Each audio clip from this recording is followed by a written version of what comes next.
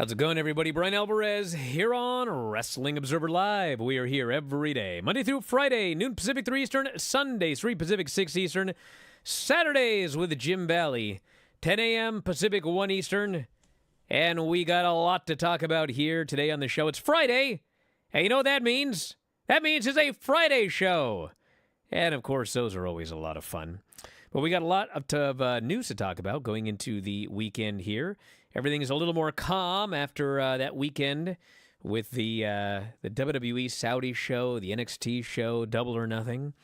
No big shows coming up this weekend other than Dominion, which we can talk about here.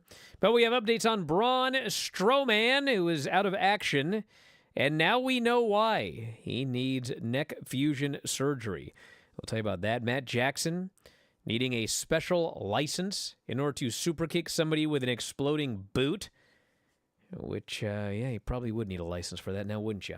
We got the ratings for Dynamite on Wednesday, which was up 10% with the fallout for the Double or Nothing show. Ted DiBiase said that he is dealing with health problems, including, quote, severe brain trauma. And then we've got the rookie class, the spring 2023 rookie class for the WWE Performance Center. And as somebody messaged me yesterday, holy smokes, I hope they don't change these names. We got some names here, let me tell you. And they're all going to get their names changed. And we should have some sort of running poll of, are their new names going to be better or worse than their old names? So we'll go through all of those here today. We'll take your text messages, 425-780-7566. That is 425-780-7566. Dagan's begging me to open up the phones. We'll see. We'll see, Dagan. Back in a moment with more Observer Live.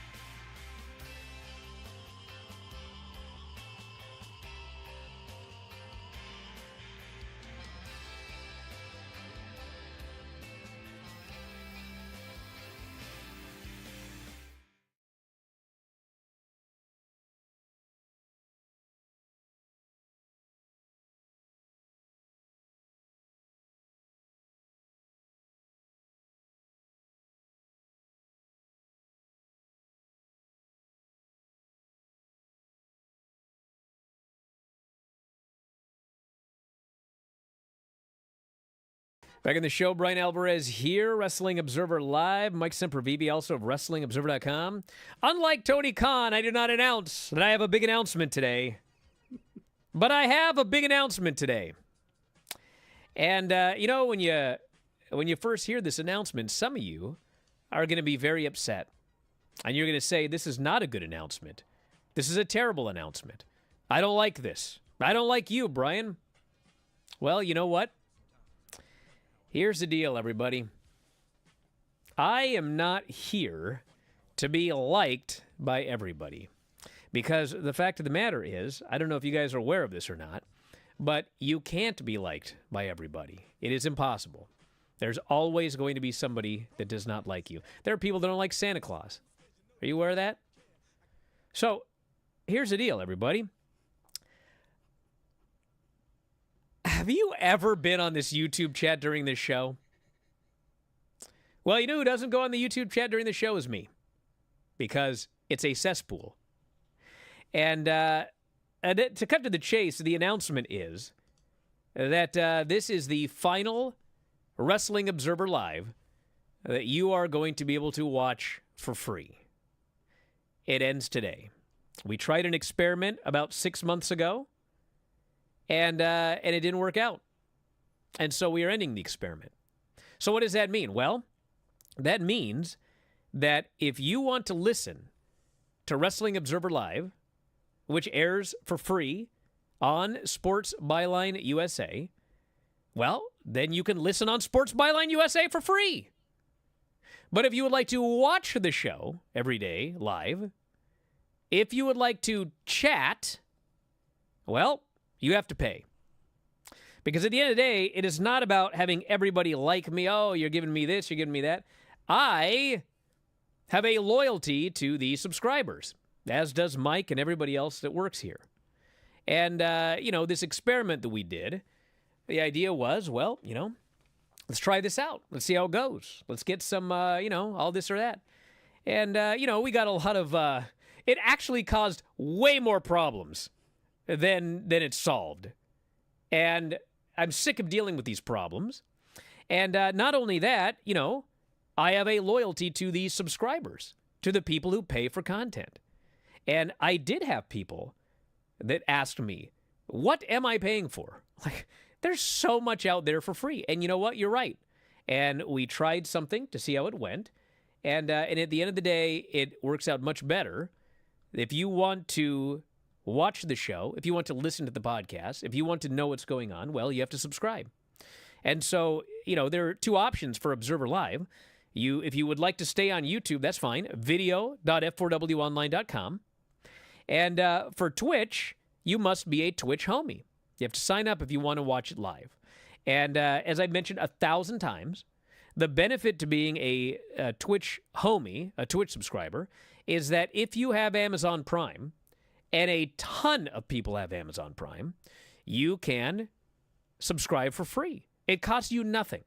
You go to sign up, you hit subscribe, and then it says link Amazon Prime account. You put your Amazon Prime stuff in there, and you get a free Twitch subscription every month. You can watch this show free forever if you want to, using your Amazon Prime account.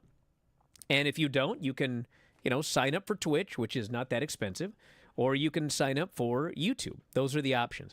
There are a lot of other benefits to this, okay? Number one, it is benefiting the people that are already paying, because you know what sucks is when you want to watch this show, and there's a bunch of idiots in there who aren't paying that are causing problems. And my God, this YouTube chat is just the bottom of the barrel. And who would want to go in there? I don't. If I don't want to go in there, why is anybody else going to want to go in there? So, you ever been on the chat when it's only people who subscribe? Miles better. You ever gone onto the chat here, this Twitch chat, when it's subscriber only? Miles better. And you know what? DJ, for example, here is a moderator. Well, you know how much harder it is to moderate a free chat than a paid chat? If you want to pay to go onto the Twitch chat and troll, I'll take your money, but he'll also boot you. So don't bother. Now, if you are paying, you go on there, you enjoy the chat, DJ has to do a lot less work because there's not a bunch of idiots that are on there for free causing trouble, and away you go. So this is going to be... See, this is the thing. If you're not a subscriber, you're going to hate a lot of these changes. But if you are a subscriber, and my loyalty is to the subscribers, you are going to have a much better experience. So that's it. That's the announcement. And you know, we're making some changes to the YouTube channel as well, because we also had people complain. It's like, you know, you and Dave talked about this or that, and, you know, before it was even uploaded, it was free on YouTube. Yes, that's a problem, okay? Yeah, sure, it helped us get my plaque, but what good did that do me? A whale stole it. So, you know, I didn't even get that. So, you know, there's going to be an embargo. If you want to know what Dave and I think about the CM Punk debut, yeah, you can watch it on YouTube 5 days later. But you're not going to be able to watch it immediately. So if you are a subscriber, you know, my loyalty is to you, as is it is to Mike as well, you know. And if you will listen to the Big Audio Nightmare, paywalled. They're all going back behind the paywall again. Because Mike is a loyal soldier of the Empire. Right, Mike?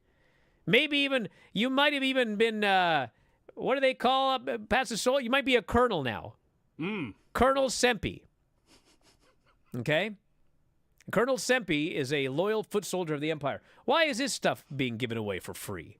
Yeah. It's not valueless. There's a value to it. Damn right. So if you want to listen to this damn Big Audio Nightmare, you want to hear about Stardom and Maki Ito and Starlight Kid and Stardom, they got to pay for it. What do you think this is, a charity? So that's the announcement. Starts Monday. So I'm going to have a heck of a show for you free today for the last one, because it's Friday. But after that, Monday, everything changes for the better for all of our loyal subscribers. Some of you who have been here since 2005. You know how fun it is to go on the board, and every now and then you see some random post, and it starts with PP dash, and then there's a username?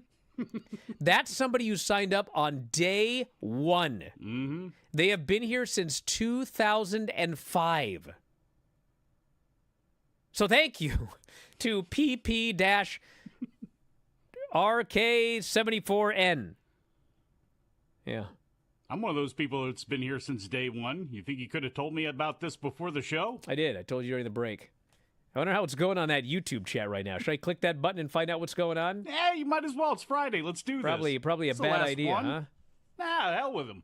I can't even find it anyway. Who cares? Nerds.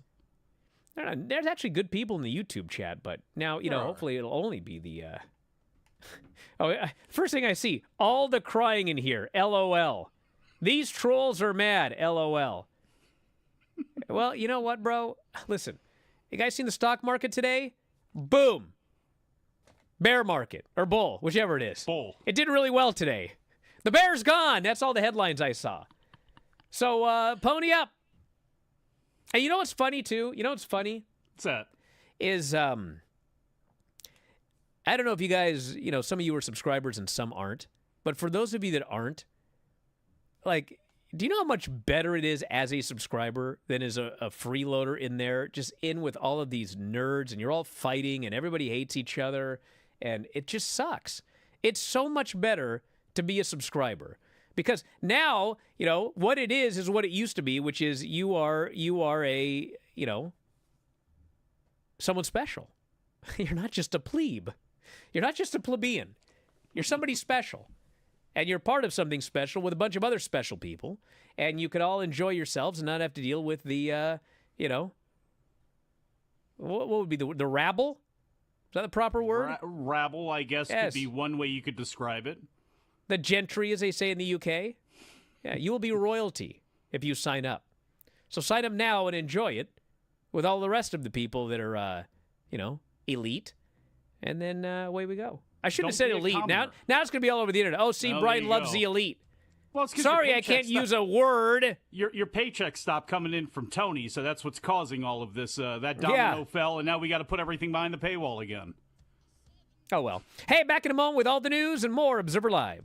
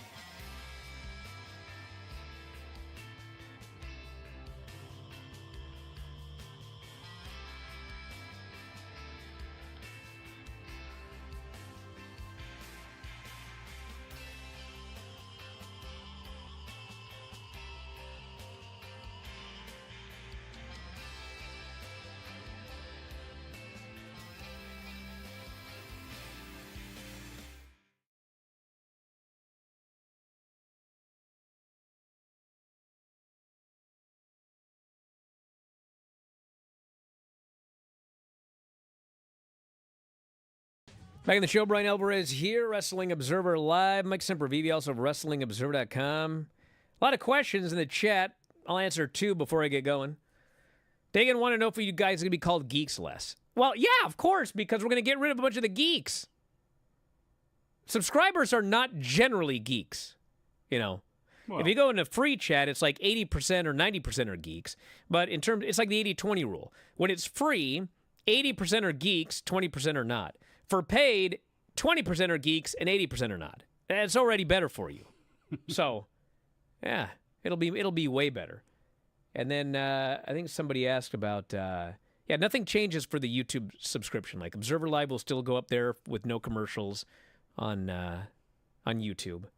So, any more questions, I'll be happy to answer, bros.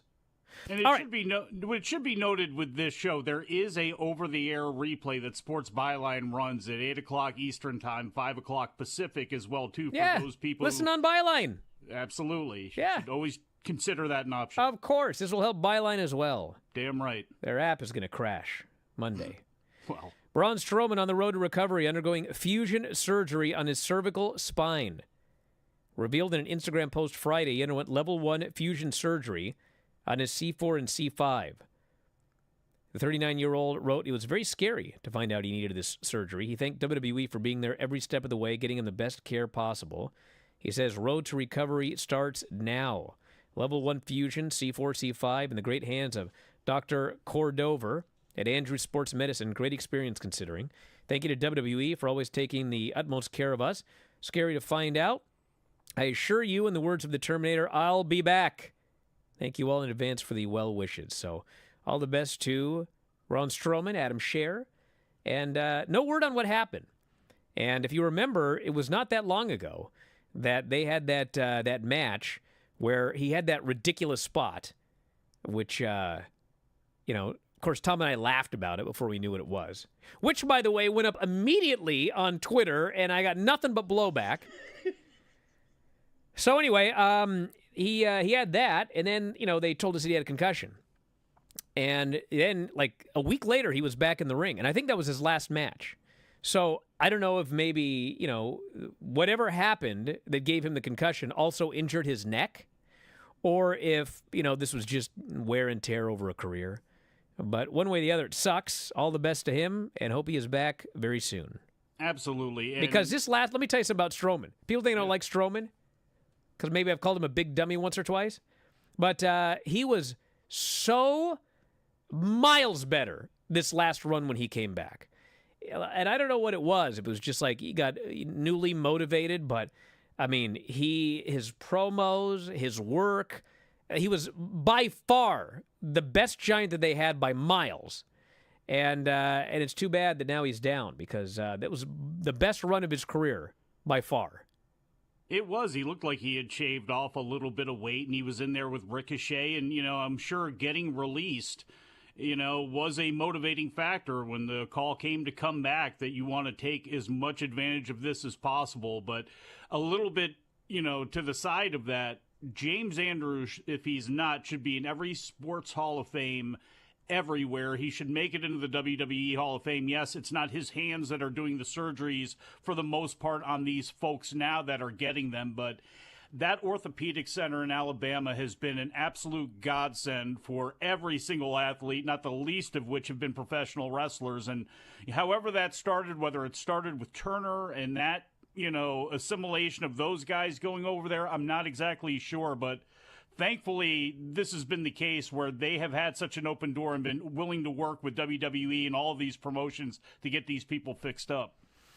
Matt Jackson had to obtain a special license in order to deliver an exploding super kick to Jon Moxley.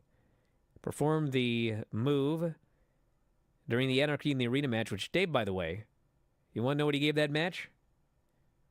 Read the Observer! So anyway, Dave Meltzer reported today's Observer he was required to get a fire performer's license from the state of Nevada. I get it. I could talk about this for years. So, hold on a second. What?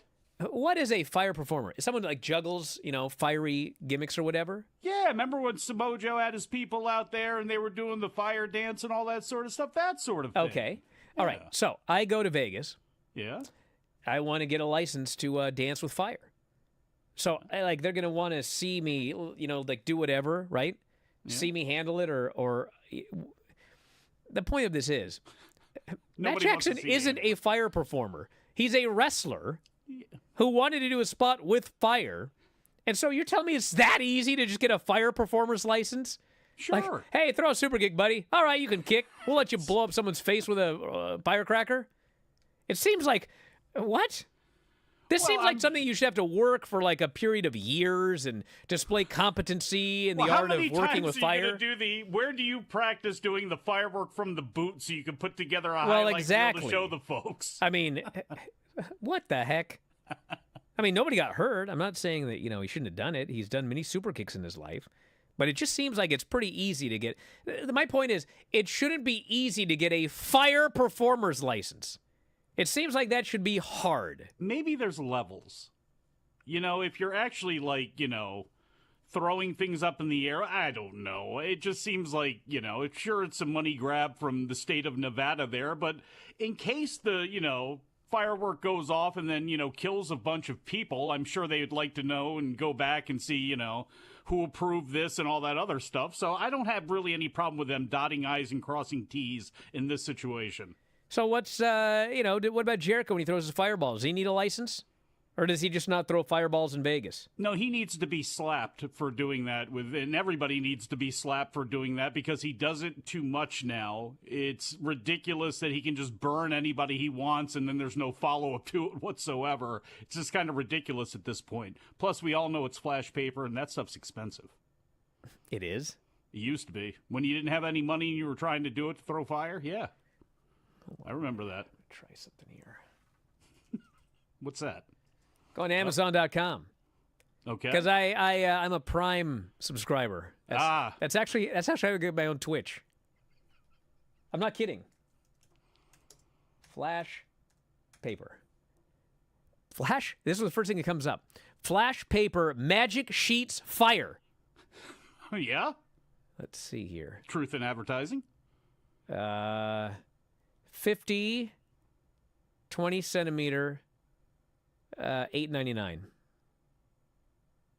Is it that low now? Those magic shops. What are you, poor? About 25 years ago, back in the day, trying to find that. So one, you actually had to go find it, and you had to find a magician shop and somebody that had those types of gimmicks there. Although the good part about finding those types of gimmick stores is they usually had a room that had like brass knuckles and other, unique items in there, not for like weaponry use, just for show. I am looking at a thing right now on Amazon that is $19.99, and it is in a silver baggie, and the label says, and I quote, "Ball of Fire Gimmick."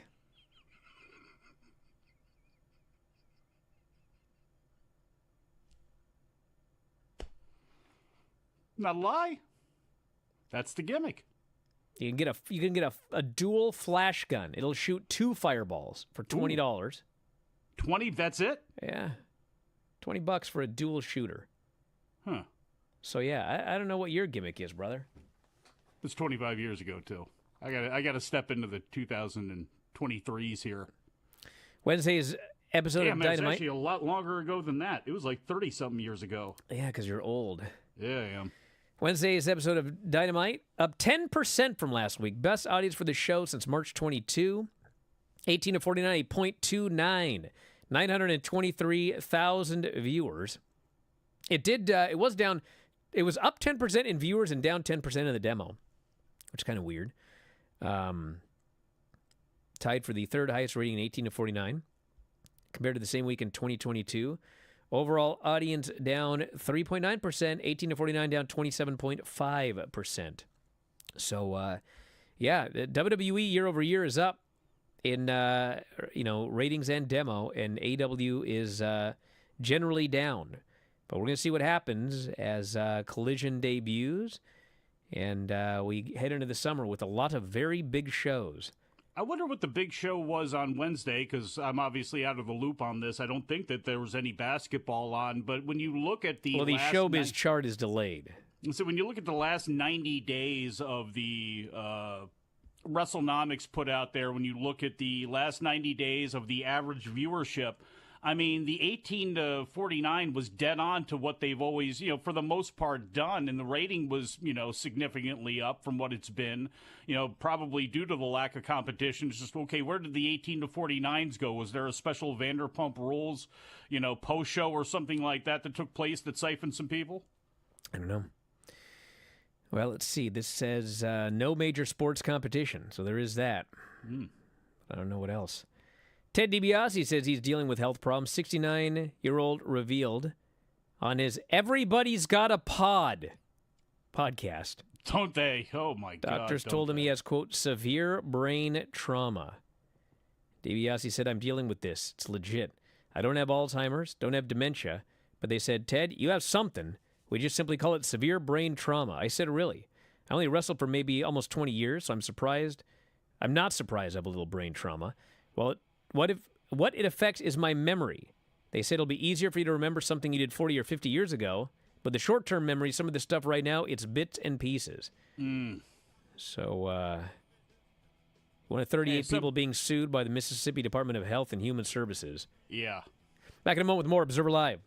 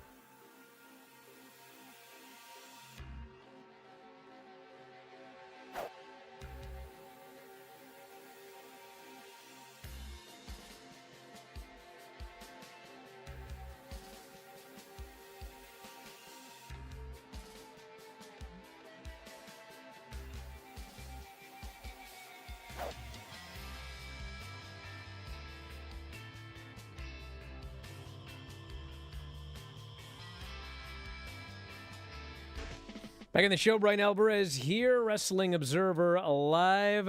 Mike Sempervive, also of WrestlingObserver.com. Wow, man. Yeah. See, there's fallout to these things, boss. Yeah, Nevada Talk Network, very angry. Yeah. I'm sorry, Nevada Talk Network. But, hey, they can subscribe to hear the voice of reason, Mike Sempervive. Well, here's the thing. I was looking at some program changes, but after Bryan Alvarez went on a rant today about freeloaders, I just took Wrestling Observer Live out of consideration. Well, if you're a program director, we're not speaking about over-the-air freeloaders. We love those freeloaders, like our friends at the Mightier 1090 and such. So if you are a program director looking to switch some things up, we'd be glad to come on and talk to your freeloaders. This is directed to the YouTube folks. You know we're who talking you are. about video, not audio. Of course, the show is always going to be free on audio. It's on Sports Byline. But it does not need to be free on YouTube. With that chat, I hear nothing but negatives about the YouTube chat. Have you gotten any nasty texts from Matt Farmer or maybe Rina Yamashita herself for saying there's nothing going on this weekend? I'll be at Defy. Big Defy show going on. You got Tournament of Survival 8 taking Nick Wayne place. and Kenta. Yeah. I'll be there for that one, brother. That one's going to be good. Where is Swerve right now? Somebody needs to get a GPS on Swerve right this second. Make sure that boy's going to be okay. All right, WWE Performance Center rookie class. By the way, if you want text, we got time for a bunch of questions today. 425-780-7566. That is 425-780-7566. Oh, man, can you imagine a spot where you're front row right there, and Nick is right there talking to you, and out of nowhere, here comes Swerve, ready to kill Nick Wayne finally, just to lay him out for good so he never even makes it to AEW, and he misses, or Nick moves out of the way, and he lands that shot in on you. On me? Oh, man. All right, here's the rookie class for 2023. One can dream. Ezekiel Balogun, 25 years old, 6'6", 238. Born in Nigeria, former University of North Florida basketball player. And on the honor roll. Vlad Pavlenko. He will not have a better name, whatever they give him.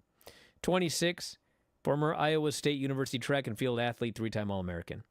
Hunter Smallback, which is the exact opposite of Triple H. 23 years old, although he is 6'4" and 227. I don't know if you guys have noticed anything about these signees as I read them. Former defensive end. Coy Wanner, 24, 6'3", 247 pounds. Former tight end, University of Wisconsin. To me, if your mama named you Coy, you should never have your name changed to anything, because I bet you went through some stuff growing up. Andres Hughes Murray, 25, 6'2", 247. Former linebacker. Signed with the Rams. Hey, remember undrafted that 6'2" free agent thing we talked about a long time ago? That people told me we were wrong about? Mm-hmm. Kevin Robertson, 6'2", 290. Former defensive lineman, Temple University. Melanie let's see if I can do this. Brzezinski. Probably screwed that up. They did not mention height and weight. She is 22 years old. University of Tampa alumni, bodybuilder, CrossFit athlete, karate black belt. We have got Tylynn Register.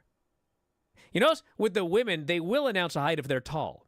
She's 5'6", which in WWE is a very tall woman, because I think Charlotte's 5'8", and she looks like Andre the Giant in there compared to some of the other women. Charlotte's there's no way. She's only 5'8". I'm 5'8", maybe 5'9".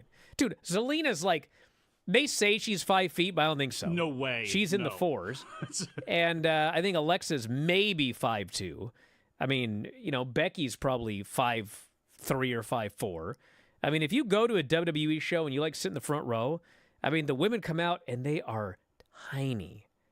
So, Tylynn. Well, how tall is Leah Hale? She fits into that as Thea Hale? She's probably 3'4", I think. Tylynn Register, 5'6", former Jacksonville State University track and field athlete, and Alexis Gray, 25. When they only have the age, that means they're also short. Alexis Gray is 25, former Southern University sprinter born in the Bahamas. They love track and field. That's their new thing now. Well, it's not their new thing. They've been doing it for a while. Football players are always going to be of value to them. But remember, they were kind of going after both men's and women's basketball players for a while. Then they were heavy on the CrossFit thing, and I know they still like the CrossFit thing, but it looks like when they're pulling a lot of these kids out of college and the NILs and all that stuff, it is all track and field right now, and it is all football. Alrighty, let's do some of these text messages. 425-780-7566. Actually, should also mention that we got the lineup for Dominion coming up this weekend for New Japan. And we got a lot of big matches. Apparently, the official name of the show is Dominion June 4th in Osaka-jo Hall. That's the name of the show. That's one of the more normal names when you go to PuroLove.com and look at some of the ones that are there. It's ridiculous. Some of the Stardom shows, we say, hey, it's a Stardom show. No, it's like a 20-sentence, title for that show. We've got Sonata and Yota Tsuji for the IWGP World Heavyweight title. Sonata and Yota Tsuji. That's very IWGP title. Very interesting. Yes, sure is. Hey, listen, I've been begging for something different on top. Boy, did I get it. Boy, did I get it. Well, you got it with Sonata. The big question to me is, look, it's like Wato and Titan worked, and Lucha Blog wrote about this, when it comes to Obari, and we've talked about their money. It was clear when they didn't sign Trinity, and there's been all that talk that's come out about all of this financial suffering that they took during the pandemic, including Obari saying it was only going to be a couple months. He was counting them down on his hand where they would have actually had to shutter things for a while. And that thankfully didn't happen. But, again, I look at what's happening in Stardom with getting to Tam and Mayu seemingly early. I look at see what they're doing when it comes to a lot of the natives that they have, bringing Yota Tsuji back and needing it to hit. This is a crucial time for them when it comes to kind of building things back up, and they do need things to hit. We've got Hiromu and the winner of the Super Juniors, Master Wato, for the IWGP Junior Heavyweight title, which I would advocate for Master Wato winning and also getting a different gimmick. Well, that's nobody's gimmick should be a master when they're like in their early 20s. You aren't a master of anything, brother. Come on. That's something you get with age and gray hair. There are some things that some people become, experts on in mastering at the age of about 13 or so. I'm going to come up with a new name for Master Wato. We have Okada, Ishii, and Tanahashi versus Moxley, Claudio, and Shota Umino for the six-man tag team titles, which could be a title change. Did you ever see The Toy with Richard Pryor? Surprised me in the least. You ever see that movie? No. You never did? No. I got his name, don't worry. We've got Dave Finlay and El Phantasmo for the Never Openweight title. We've got Goto and Yoshihashi versus Evil and Yujiro and the Great Okan and Aaron Hanare for the vacant IWGP and Strong Openweight tag team titles. So the winners will be working a lot in America. Yeah. That's New Japan Strong, brah. They got to come over. Well, yeah, I guess. We have the Intergalactic Jet Setters, Kushida and Kevin Knight versus whatever it's Catch 20. Nobody calls him that. Yeah. Francesco Akira and TJP for the junior tag titles. We have Zack Sabre Jr. versus Jeff Cobb for the TV title. That could be a title change. It's possible. I'd like it. Look, if that's the case, then you look at ROH's TV last night where Zack Sabre Jr. and Samoa Joe jawing back and forth at each other. I would love to see Jeff Cobb involved in that mix. And frankly, I wouldn't mind seeing the United Empire get those tag titles back with Hanare and Okan and get that thing built back up again. And we have got just 5 guys with the single, the double, the triple stack. Taichi Duki, Yoshinobu Kanemaru, and Taka Michinoku. Gets Naito, Shingo.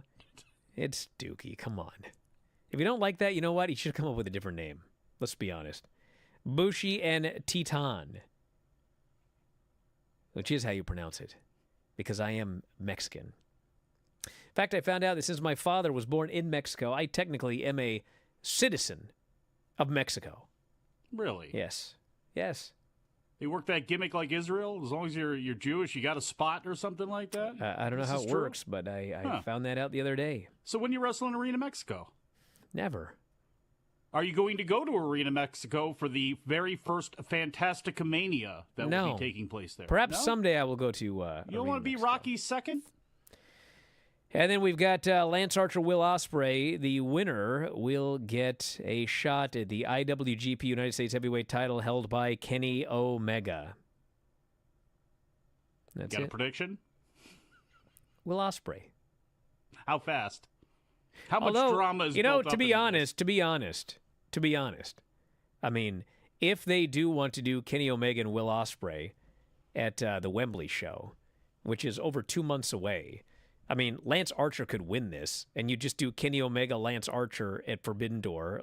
Kenny Omega gets a big win. Will Ospreay shows up. I want you in Wembley. Very easily you could do that. But I don't know what they're going to do.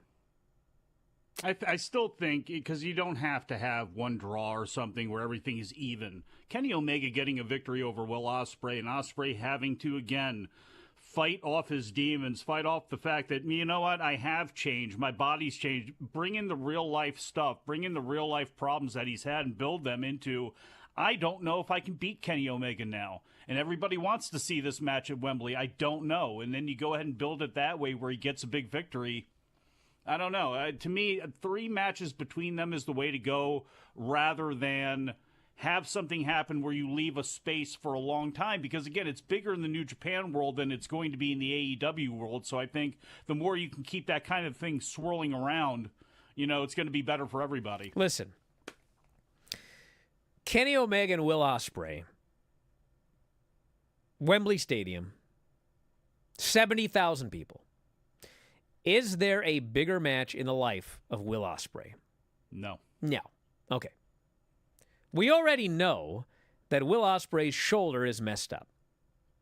So, is it not possible that Will Ospreay loses here and takes a couple of months to get closer to 100%? So when you do that match, if you do that match in Wembley, you're as close to 100% as you can be for the biggest match of your entire life? I think that's possible. I'd do it.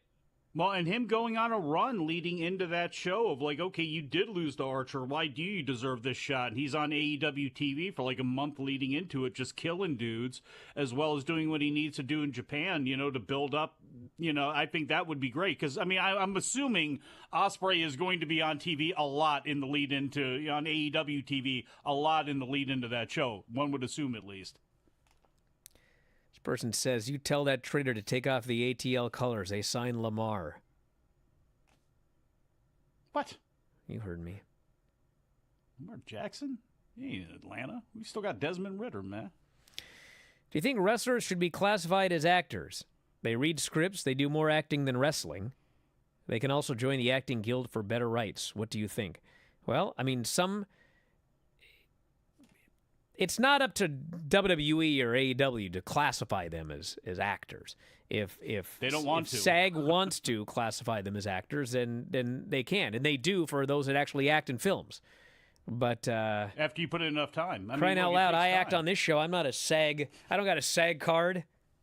You got a saggy something else, but that's not true. Wrestlers need to get it together, and I know it's going to be even tougher now for WWE because you have agents that are trying to put people in different things while still not trying to deal with a union. It's a very unique situation, so I don't know if we're ever going to see one. I don't think we're ever going to see one, but to be honest, wrestlers need to do some sort of collective bargaining, I think, with each other, with these bigger companies, and really need to make sure that they have something planned for their future, not just medical when they can get it now or the hope that they'll be taken care of if they go back. And, the kindness, look, WWE's done a lot of surgeries, a lot of rehab for people. AEW probably the same way, so it's got to be a better way. Back in a moment, Observer Live.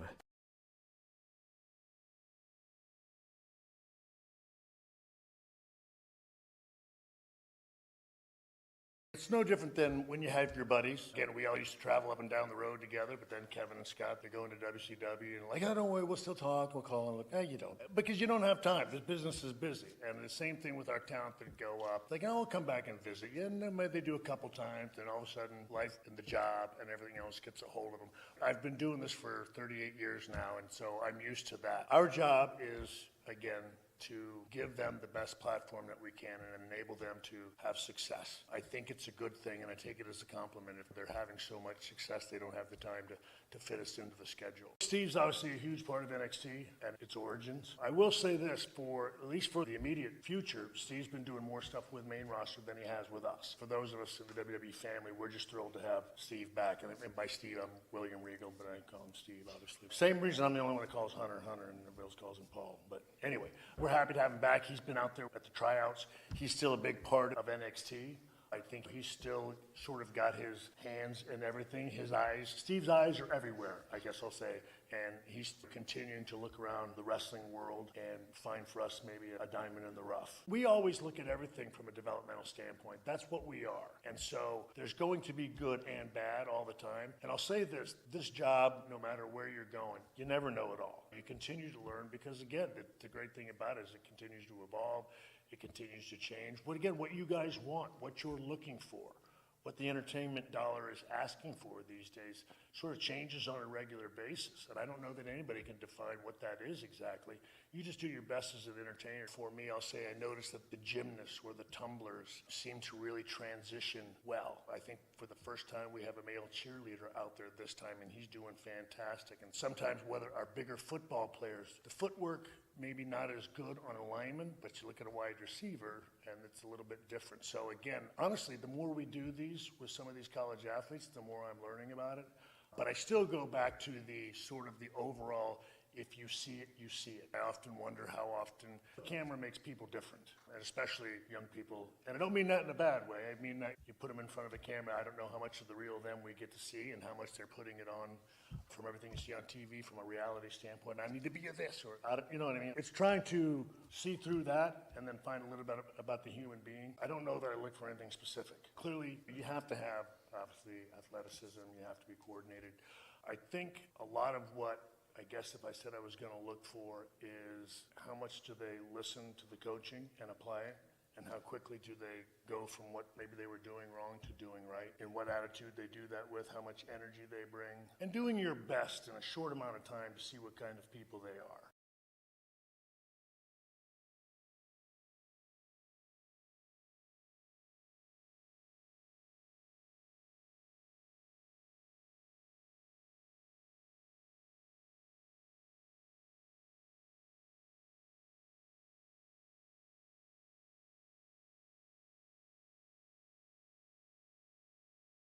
Back on the show, Bryan Alvarez here, Wrestling Observer Live. Mike Sempervive, also of WrestlingObserver.com. First says, why are the bottoms of wrestling boots smooth with no tread? Well, first off, what do you need tread for in a flat wrestling ring? You do not. And second off, you ever get booted in the face with tread? Well, that would suck.